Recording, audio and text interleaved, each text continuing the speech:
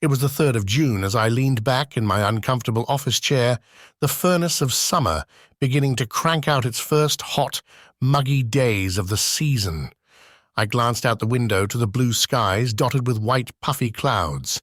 For reasons I cannot explain, the skies of early summer bring a flood of nostalgia for the carefree days of my youth.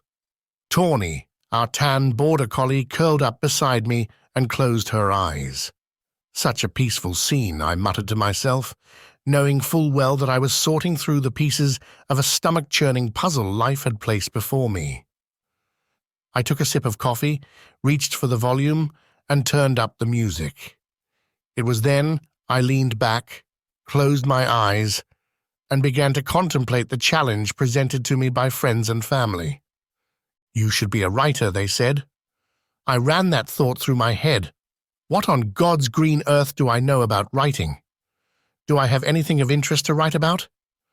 My mind began to drift to summers spent reading my favorite books, The Hardy Boys, The Three Investigators, amongst others that had me dreaming of solving mysteries.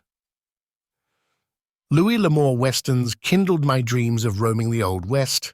On one occasion, my sister had checked out The Amityville Horror, a book that caused me several sleepless nights. Dad had a knack for finding good spy novels, and I would raid his book pile from time to time. I checked out numerous books on how to make this and that. Looking back, I did not miss anything by growing up without a television. Opening my eyes, I returned to the challenge at hand. I keep a personal online blog.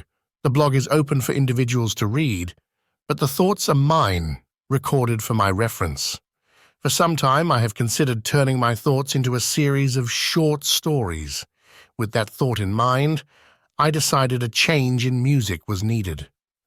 Turning on The Carpenters. Greatest hits, memories of being a teenager in the late 70s and early 80s tried to form but soon disappear, leaving a feeling of emptiness. Sighing, I get up from the computer, real life such as the stress of ongoing life-changing events, and hoping the air conditioner will continue to run until the repairman returns with the new part weighs heavy on this hot and muggy 3rd of June.